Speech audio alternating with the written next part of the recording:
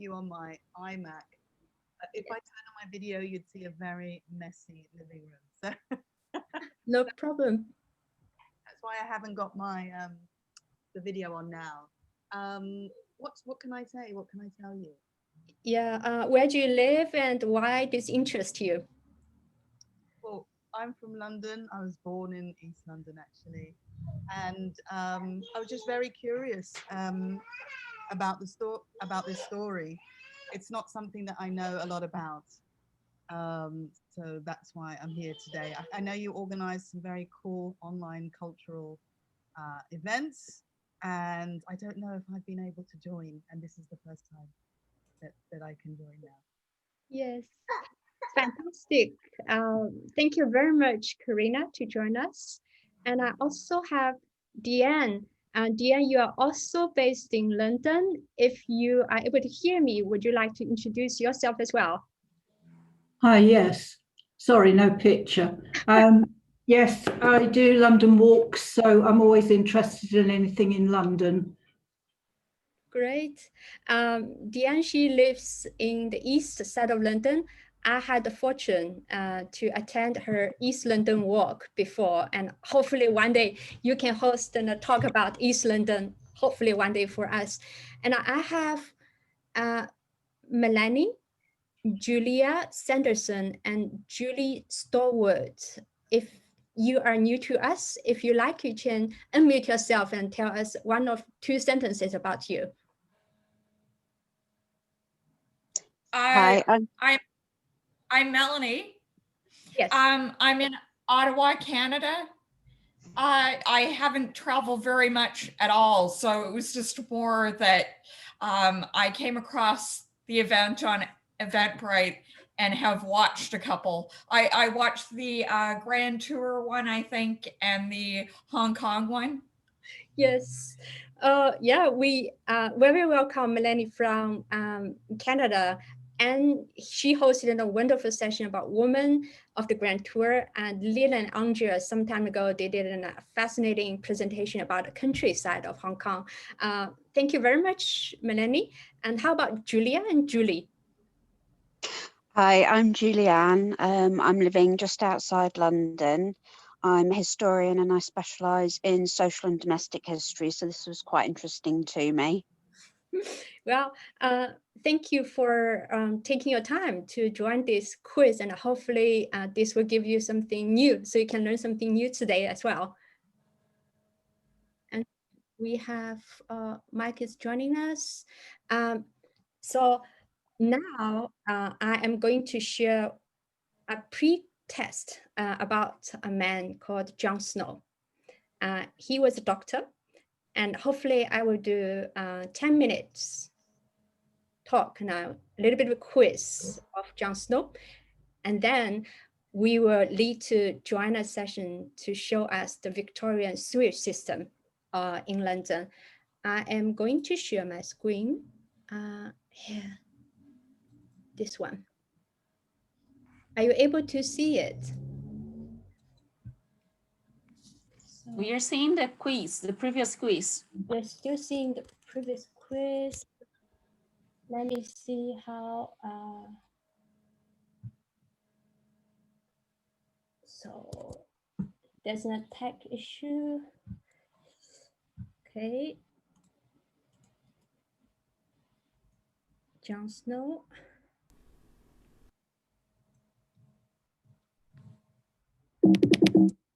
Let me try again. Are you able to see the new presentation now? Yes. Yes, Jon Snow versus Jon Snow.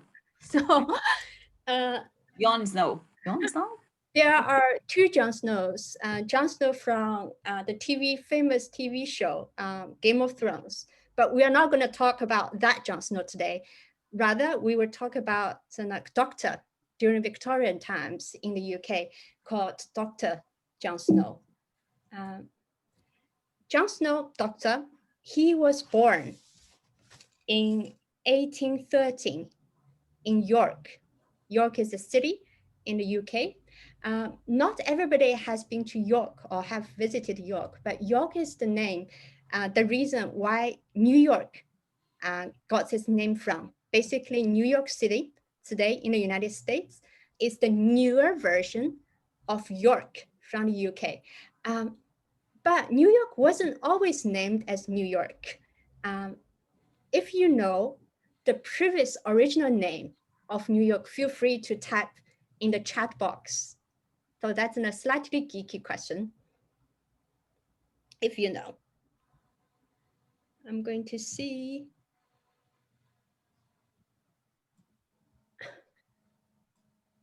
Okay. I will see the chat, what people come up with. Okay, wow. So a few people got it right. Yes. New York was actually called New Amsterdam because it was a Dutch colony before. When British took over from the Dutch, British renamed it New Version of York instead of New Version of Amsterdam. So York was the birthplace for Dr. John Snow. During Victorian times, back then, middle-class men, they live probably on average about 45 years old. But there's a huge division between middle-class men and working-class men. Working-class men, they usually had much poorer living condition and didn't live as long as middle-class men during Victorian times. So what would be your guess? What would be the average lives of a working man at the time? A or B or C? Okay. A lot of people came up with the answer A. That's slightly more optimistic. The answer would be B, boy, half of 45. That data, however, was slightly skewed because the reason working class men's average life was so short statistically was also because a lot of babies, they die upon being born. So that kind of shortened the average working class man's life from a math point of view. I am now going to talk about in a pandemic called Blue Death. Blue Death originated from Asia. The symptom usually range from you have no symptom or very mild symptom or very severe symptom. The typical symptom when you got the Blue Death is you lose a lot of water from diarrhea, which lasted for a few days. People start to vomit and have muscle cramps. Diarrhea sometimes could be so severe that within hours, people would die from dehydration. This also results to sunk eyes, very cold skin, and blue skin. The hands and the feet from the picture, you can see they shrink and start to have a little wrinkle. That's particularly why it's called Blue Death, because a lot of patients will die with a blue skin. The symptom usually lasts for 2 hours to 5 days after somebody is exposed to the virus.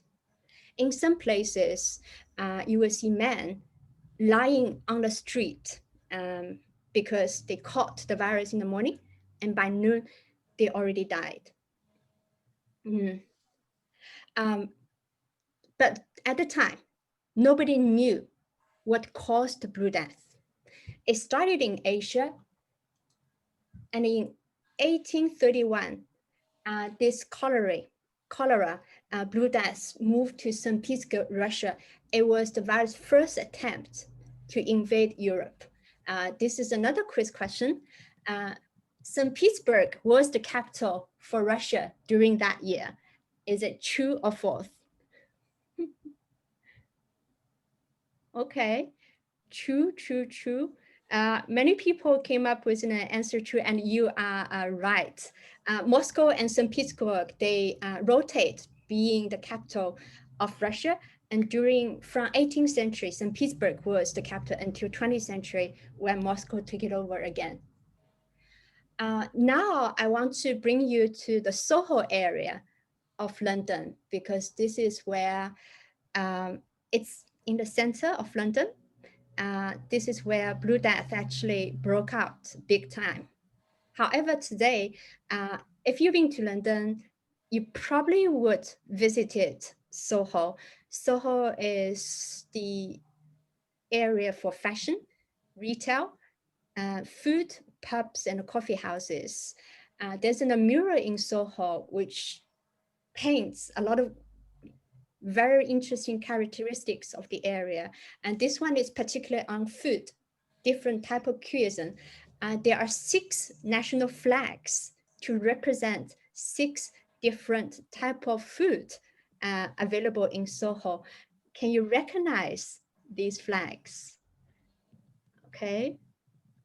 So Jinda says Japan, France, UK, US, Switzerland. Okay. Hungary, Iceland, yes.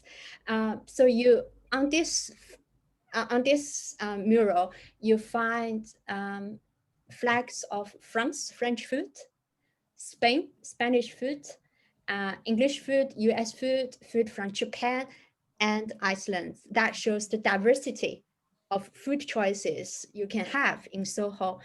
But Soho had always been very international. It's reflected in the street name. So you have Greek Street, for example, and it had French immigrants, had Jewish immigrants, and Chinese immigrants. That's why also today London Soho is also next to the Chinatown in London. So that gives a little bit of idea of Soho in London. In 1845, like a huge Blue Death pandemic broke out in Soho. Soho was lived by a lot of poor people. People didn't have a lot of space. A whole family might be living in the same tiny flat. Condition was not very good. It was dirty. It was very noisy. It had a lot of drunk people. So suddenly, a lot of people captured the Blue Death. They died within hours or within days after they became contaminated.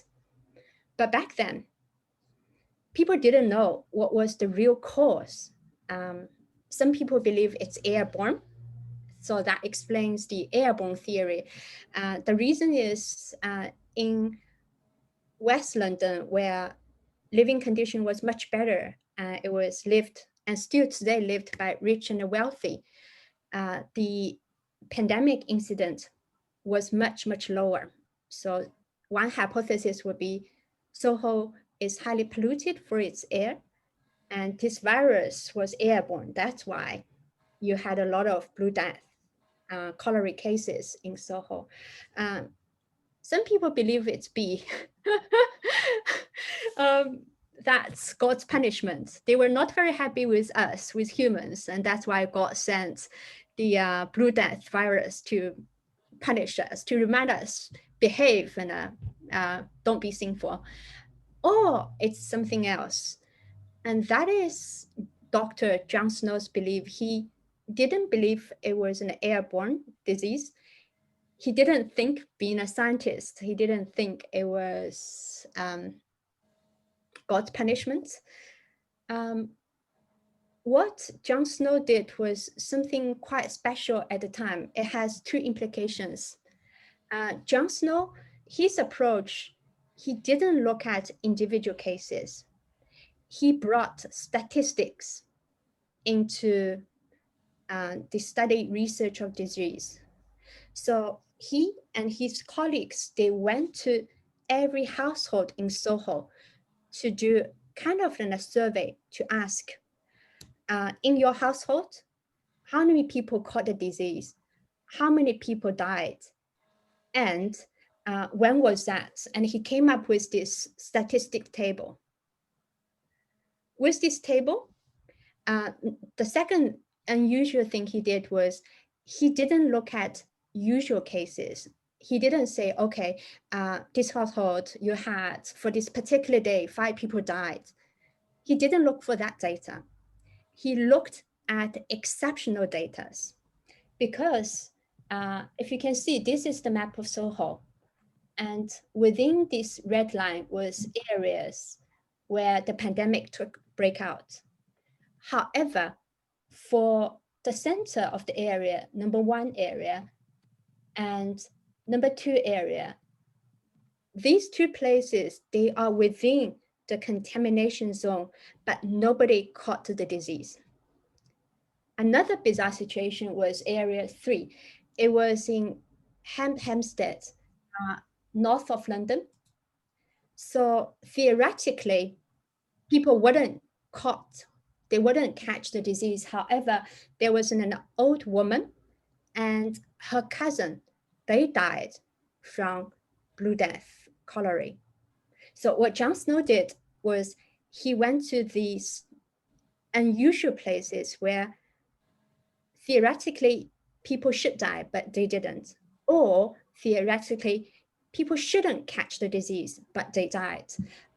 He went to interview each places. He went to number 1. Area number 1 is in a brewery house. That's where a beer was being crafted and made. Jon Snow went in and asked a few questions. What he discovered was for that brewery house, they didn't drink water. They drink beer. So water was taken from the well, but it was going through the brewery process. The workmen, when they were drinking, instead of drinking the water from the well itself, they already drank fermented beer. So that's number 1 finding. Afterwards, Jon Snow went to visit and interview the workhouse. Workhouse was a quite interesting concept. I don't think we have the modern equivalent today. That's people who were poor, and they were put in one house and they were supposed to do works. They wouldn't get paid, but instead the workhouse would provide these people with food and accommodation. Food, drinks, and accommodation were provided as a reward to their labor work, but they wouldn't get any salary. So that particular workhouse, Dr. Jon Snow went to talk to the manager. What he found was for that particular workhouse, people didn't drink water from Soho. The waterhouse had its own well, and that means they had a separate source to get drinking water from. So that's finding number 2. Another bizarre case was, okay, we understand within the Soho area, maybe it has something to do with the water people were drinking, to kind of connect it with the cases of Blue Death. But what about number 3? That's an old woman. She didn't live in Soho. She wasn't supposed to die. Neither did her cousin. Jon Snow went there to interview the survivor relatives and families of the old woman. What he discovered was a few days before the death of the old woman, this woman, she used to live in Soho. She missed the water in Soho very much. So she asked some friends in Soho to take a bottle of water from Soho and bring it to her current house because she relocated herself out of Soho a few years back. She drank the water. Her cousin also had the water. So now it became quite obvious to Dr. Jon Snow that is the breakout of Blue Death has to do with water, but how it is related to the human waste, because eventually today we want to talk about a sewage system. Let's take a look at the video, what really happened during the Soho pandemic in Victorian times.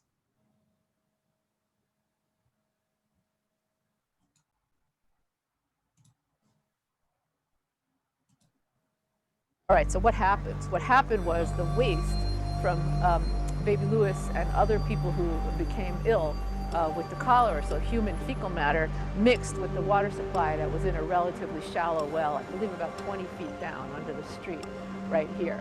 And then the cholera bacteria began to multiply, and then people would ingest the water, which provides the human intestine the place where the bacteria multiply best. They need a host like that.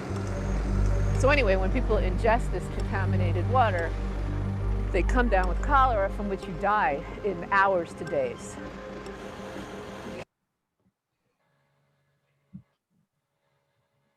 So that was what happened because people during Victorian times in Soho, they didn't have toilet. They had a pot where they pee or poo. And afterwards, they would just throw the human waste out of the window on the street. So the human waste containing the bacteria leaked and contaminated the drinking water where people get their drinking water from the well. And that was the cause for the Victorian times Soho Blue Death, that pandemic. That became a wake-up call telling the parliament something is wrong with the sewage system in London. You have to do something about it. And with that, I am going to pass the time to Joanna, who will tell us elaborately how London dealt with its poop afterwards. Yes.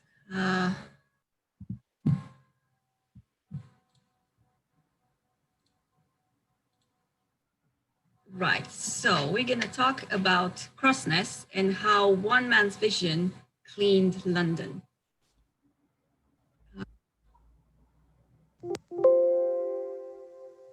Right, so the beginnings. Until 1865, the River Thames was practically an open sewer. There used to be 182 sewage outlets coming from the city that would drain into the river. There was practically no wildlife at all living in the Thames. So in 1865, as a result of the cholera epidemic, the Metropolitan Board of Works was formed, and it was led by the chief engineer, Joseph Eiselgate. The idea was to cut off the waste before it reached the river and carry it to tunnels 12 miles outside of the city center towards the sea.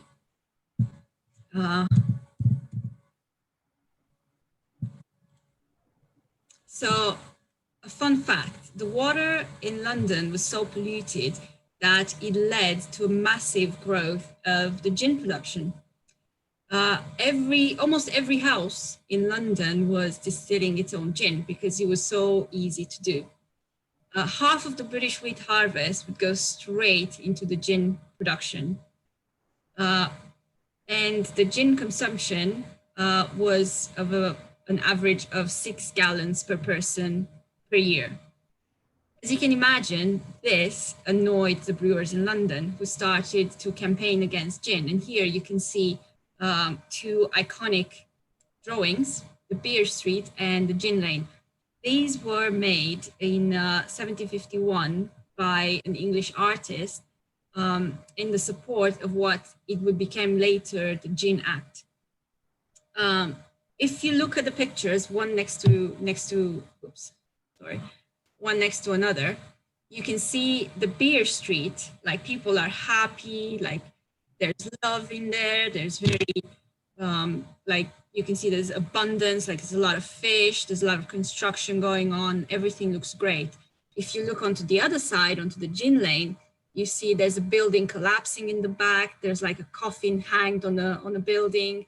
You can see this mom, she doesn't take care of her child. You can see the dog stealing the food from the man who's passed out. So it was quite a war between the brewers and the gin makers. And this, as I said before, led to the Gin Act, which kind of regulated the distillery of gin. So now we have rules on how you can distill gin, and you can't just do it in your own home. But now we're going to go to Joseph Balzgate. And this guy he's his merits are not recognized at all. Like, he only has a small statue in London and a street with his name leading to Crossness. But this man, he changed London forever. Like, he was born in London in 1819 and he studied engineering. And his original career was actually not in health engineering. It was actually in rail networks. So he did a lot of work in China. He did a lot of work in Ireland, and he worked so hard that he suffered a nervous breakdown. So he had to restart his career. So he began his new career in public health engineering in 1849. And he spent several frustrating years drawing up various plans for a revolutionary rethink of the city's sewers, only to see them repeatedly shelved, as the parliament did not agree that they were important. But after the cholera epidemic happened, everything changed. The parliament gave full responsibility for cleaning up the Thames. They agreed to Basilgate's plans, and they gave him £3 million to do the works. Now, in that time, in the 1846, £3 million was a lot of money. I bet. Yes. So his plan was to construct a network of 82 miles of enclosed underground brick main sewers to intercept all the sewage outflow, and also 1,100 miles of street sewers, so that the waste doesn't go into the Thames anymore. The plan consisted of 2 sewers, each flanking the Thames, with drained sewage eastwards. That meant clean water that would flow back into the river. His vision can actually be seen in the diameter of the sewers. When planning the network, he took the densest population, gave every person the most generous allowance of sewage production, and came up with a diameter of pipe needed. And then he said, well, we're only going to do this once, and there's always the unforeseen. So he doubled that diameter. Now, his vision allowed for the unforeseen increase in population density with the introduction of tower blocks, which you will see a bit later. With the original smaller pipe diameter, the sewer wouldn't have survived, and it would have overflowed by 1960. We're actually using the same system that he designed, and London at the moment has around 9 million people. So that's how impressive his work is. And now I'm going to show you a little bit, a small video about Crossness, because it's such a masterpiece that the pictures wouldn't do it justice. And this is how you will see actually how it works as well. It's an incredible industrial cathedral and home to some of the most impressive Victorian steam engines ever built.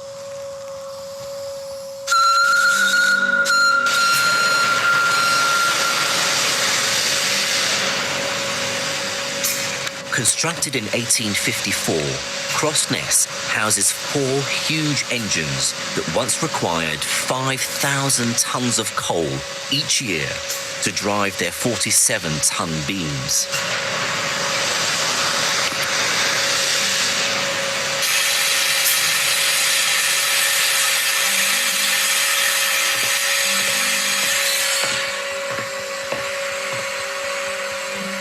Everything about this place seems to have been built to impress. From the lavish ironwork, the grand pillars like something out of a Greek or Roman temple.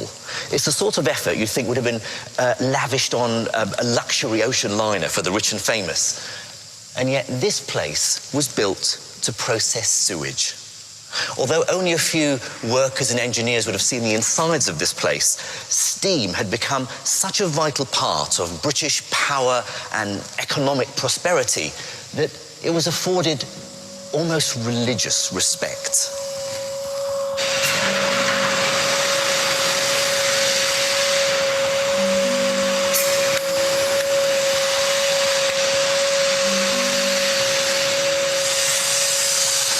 But for all the great success and immense power the engines were bestowing on their creators, there was still a great deal of confusion and mystery surrounding exactly how and why they worked. In particular, questions like how efficient could they be made?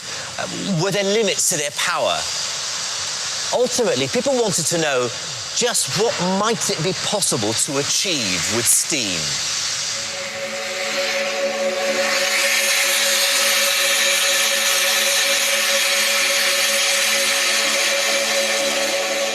The reason these questions persisted was simple. Almost no one had understood the fundamental nature of the steam engine. Very few were aware of the cosmic principle which underpinned it. These great lumbering machines that we think of as the early steam engines actually were the seed of understanding of everything that goes on in the universe.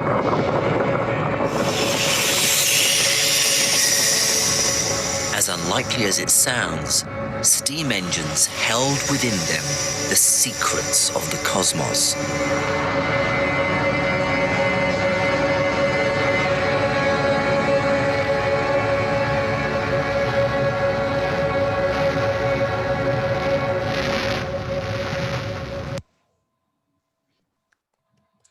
Right, so this is how Crossness looks inside.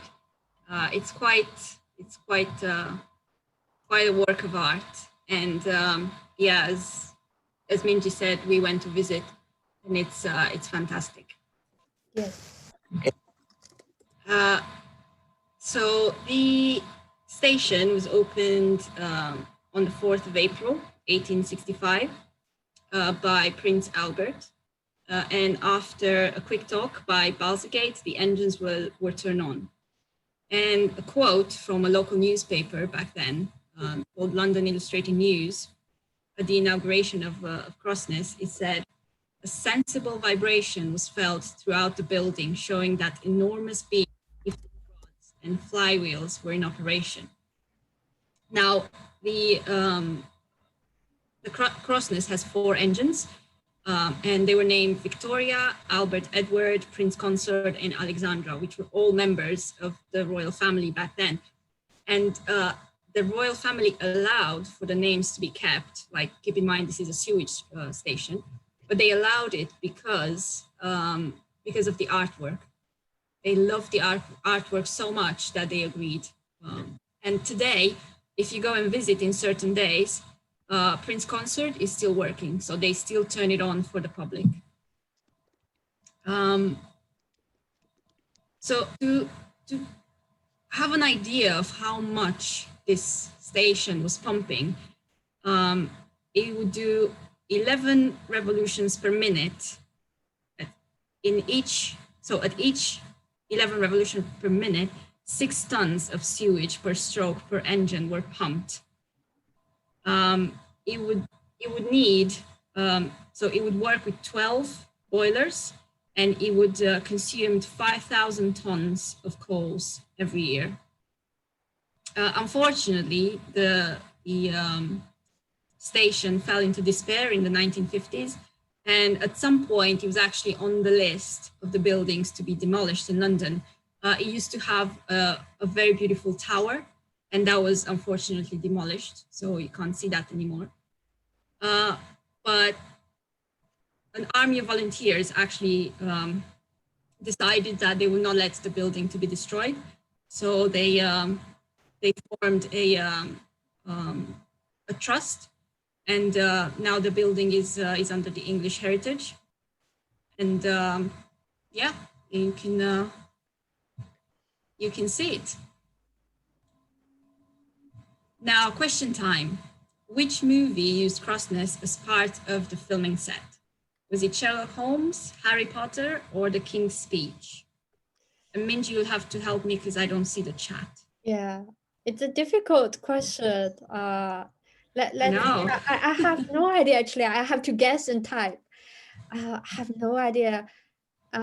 Some people say, most people say C, The King's Speech, and somebody said A. Two people said A, Sherlock Holmes. Oh, so I'm just gonna, somebody said B. Great, we have a couple B coming. So basically, Joanna, you have A, B, and C. Well, the correct answer is Sherlock Holmes. The remake with Jude Law. Oh. They filmed here. Wow, must be stunning. Yeah. So this is what hides under the City of London at the moment. So remember I told you about the tower block. This is the tower block on the left. So it will be extended underneath the ground. Now a little bit more about Balzergate, because he's, as I said, he was an amazing person and he does not get the recognition he deserves. So he remained chief engineer for 33 years. And not only that, he designed the sewage system for London, but he also changed the face of London.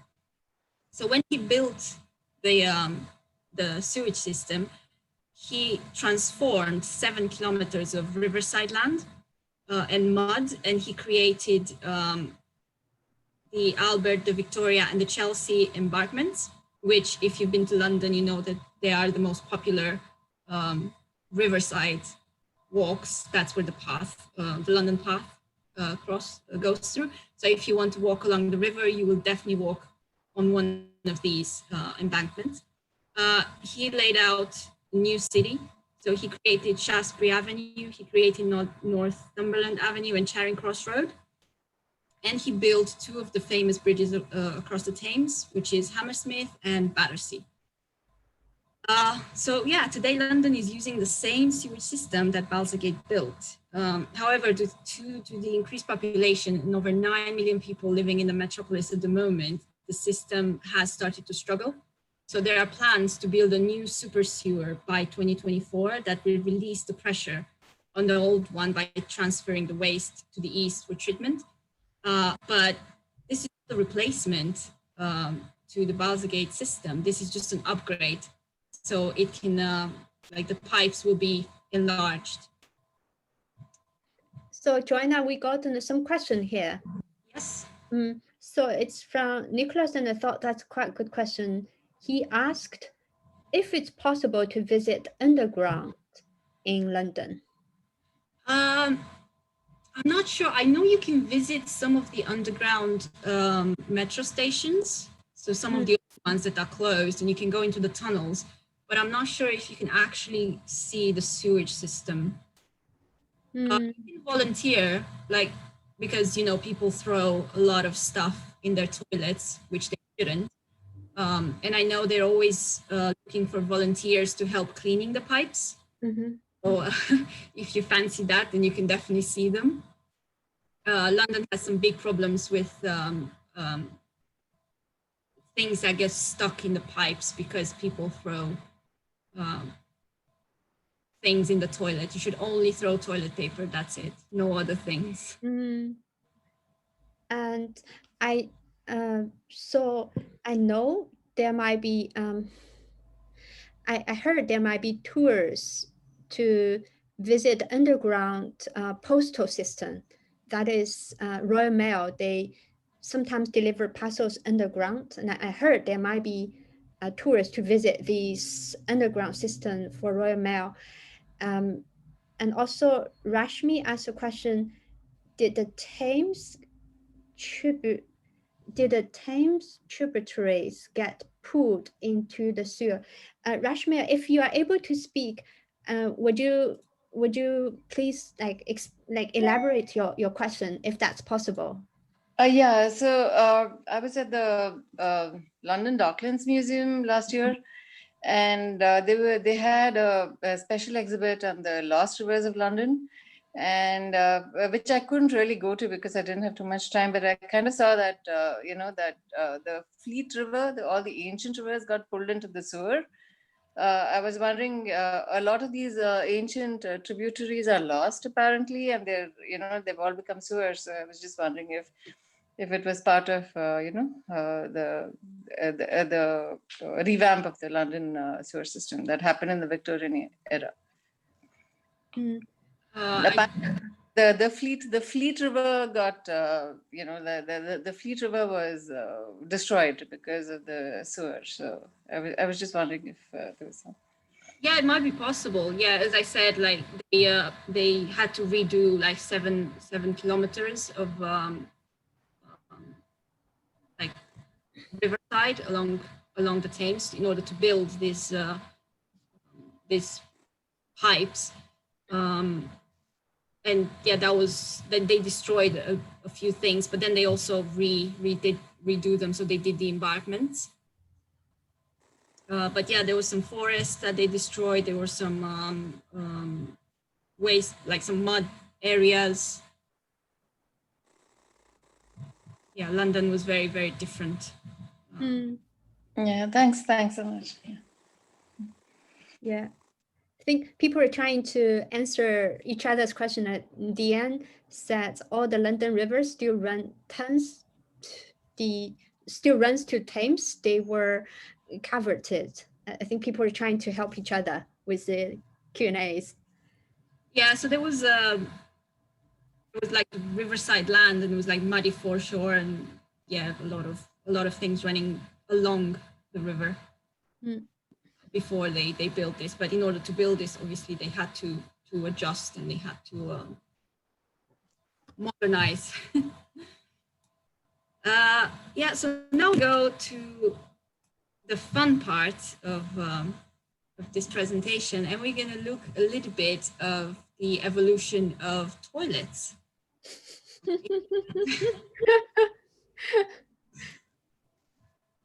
And we're going to start with the guardrobe.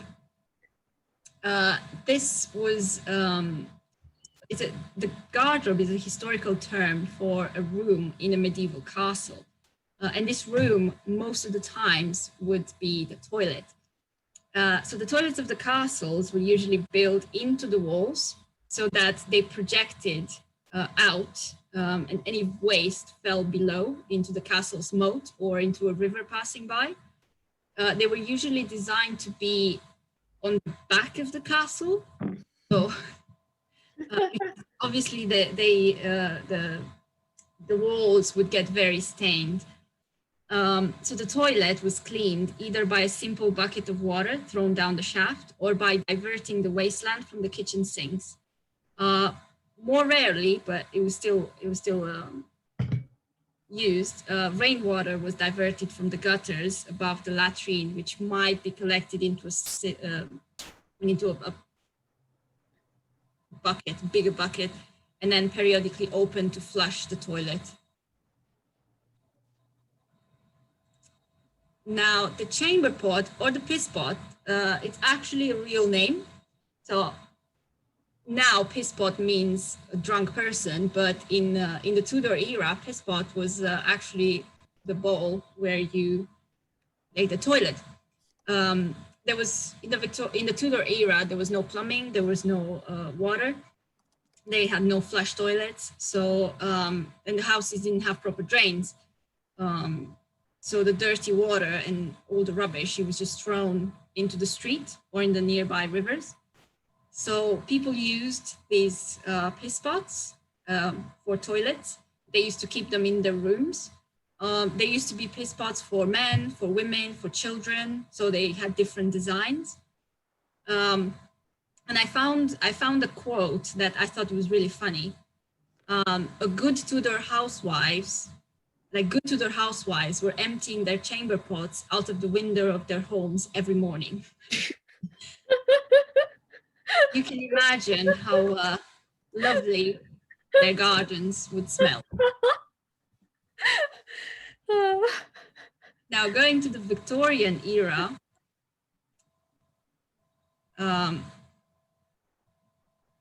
no, not yet in the Victorian era, sorry. This was the flush. This was the first model of toilet that could flush, but it wouldn't go very far because still there was no plumbing. So all the waste, it would go in a container underneath. And unfortunately, the servants of the house were in charge with cleaning the container. Not everybody had this type of toilet, like the flush was a toilet for higher ranks. So yeah, if you're not a noble, then you would probably still have the piss bowl. And these are the Victorian toilets. And the earliest Victorian bathrooms, they were fitted like regular rooms. So that means they had all the fixtures fitted into wood. They also had furniture in the bathroom. They had paintings, wallpaper, they had fabrics, they had rugs. So obviously the toilets had to be painted as well. Here are a few examples of how the toilets looked in the Victorian era. Now, these toilets were actually, they had plumbing. So we finally have some water where you can actually flush the toilet. But it wasn't until the late 19th century when the toilet that we know today was developed. And it was called the crapper because it was invented in the 19th century by Thomas Crapper. So he did not invent the toilet, but he developed like the tank filling mechanism that we use in our toilets today. So, you know, when you flush, the water comes back. So you don't have to fill the tank manually. The water will come back automatically and it will fill the tank. Now, this is a bit of a fun thing about Thomas Crapper and his crapper. A lot of people think that the word crap comes from Thomas Crapper's name, but that's not true. The word has no connection with Thomas Crapper. It's actually the expression a crapping ken, meaning a privy or water closet, was used in 1846 in a book. And at that time, Thomas was only 10 years old. Research suggests that Thomas had a traditional Yorkshire name, which was originally Cropper and not Crapper, which means someone who brings the crops. It is possible, however, that the American soldiers took the word crapper in the sense of a toilet back to America, and that is actually derived from Thomas Crapper's name. When the US soldiers were based in England in 1917, they probably saw these toilets stamped with crapper on them, and they've taken the word crapper to America, so they started to refer to the loo as the crapper.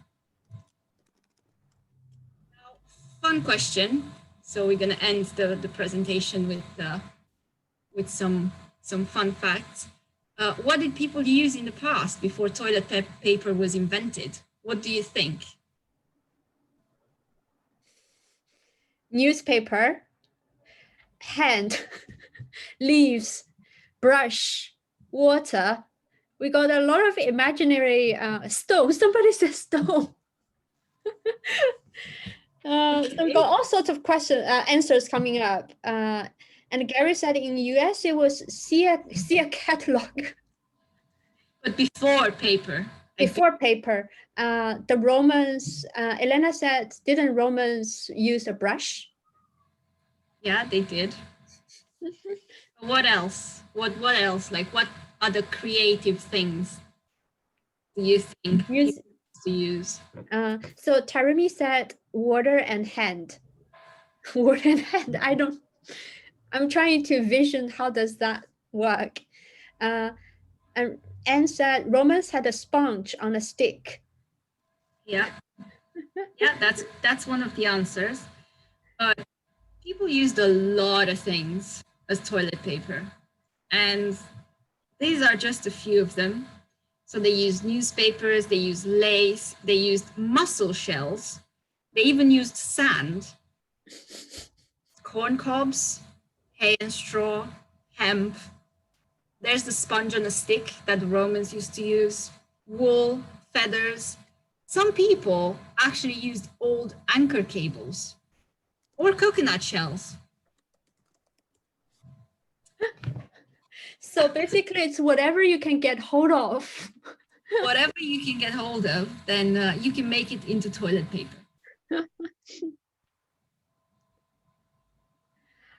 Oh, thank you so much, Joanna, for taking us to visit the Crossness Station, which was the Victorian time sewage system.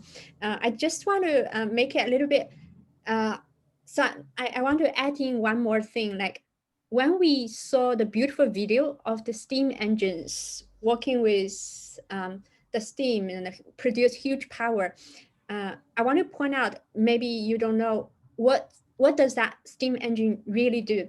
So basically, when we go to the bathroom, the human waste will go through the sewage system, and they will, from certain part of the UK, these human waste will be aggregated and sent to the Crossness Station.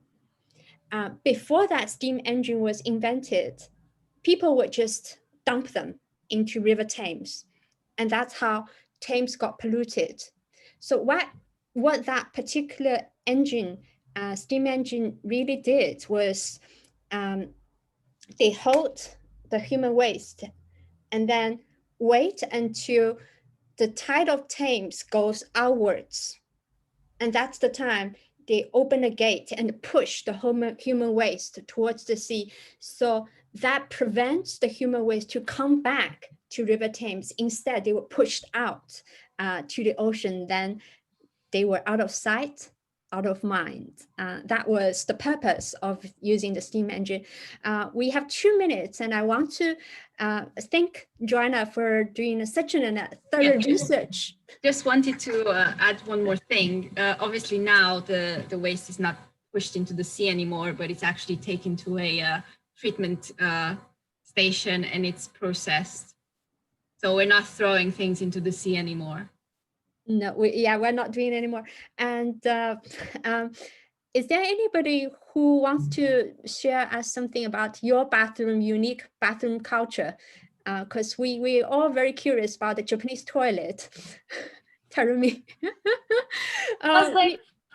Means you just took my words. I was going to say, like, Terumi has to say something about Japanese toilet. Because we went to Japan and we look at the 20 different buttons for the Japanese toilet and still have no clue what to do with them. Terumi, can you teach us how to use Japanese toilet, for example? Yeah, actually, I want to show my toilet, but yeah, actually, I can show you my toilet. Oh, yes. Yeah. Yes, please. We all want to. It's always one of my dreams to visit a Japanese toilet. But I have to say that it's very helpful, especially the part that it like warms, that warms the toilet. Like, so when it's cold, it should be very good to have the toilet warm. Yes. This is okay. How can I show you? This is my toilet.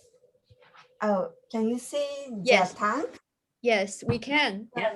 Beside the toilet, you can see the buttons. Switch, the button. I'll show you closely. Oh. Yes.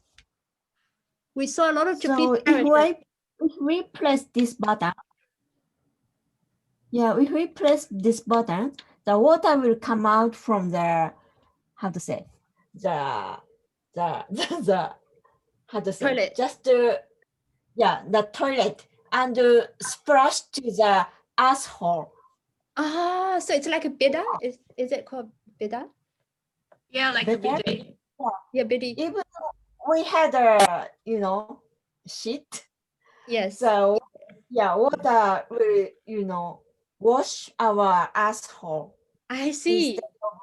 Yeah, instead of wiping the toilet paper. We also have the toilet paper here, but usually we use the water first. Yes.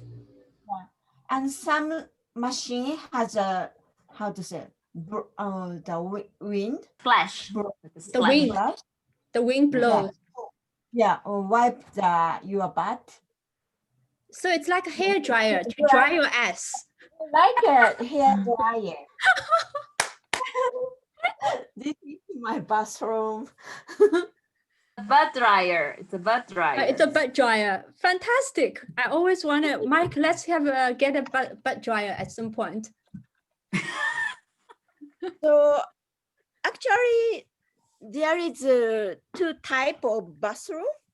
So you can bring back some, how to say, the bathroom, I mean the toilet, the half toilet to your country. Oh. Yeah. Some of them do that because they can use it. Yes. After back to the country. Yes. So they bring the top of the toilet and switched. Yes. How common is this type of toilet in Japan?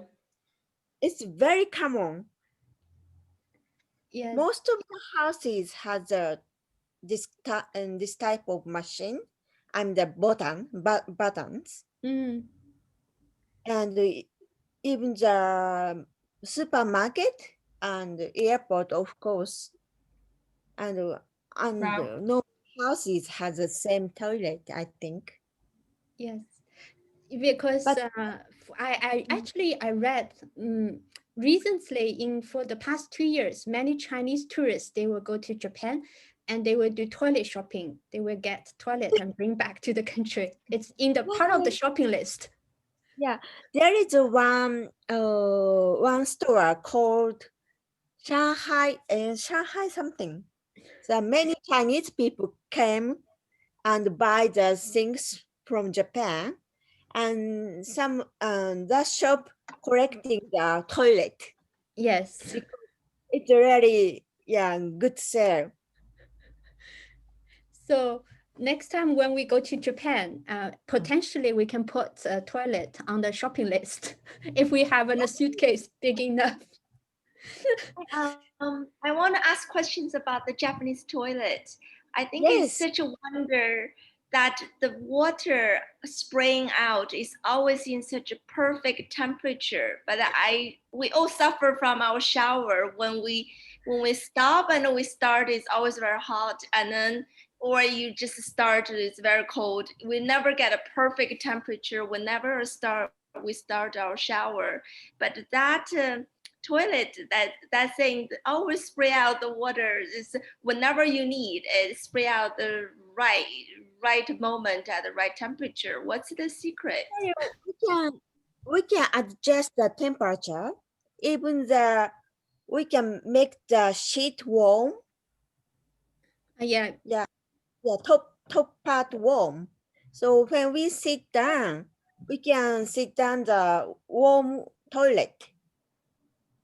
Yes. And also after we finished, we can splash the warm water. Wow. Yeah, actually we can change the temperature. You just shower use the same technology. Yeah, I wish the shower water used the same technology. Same technology, yes.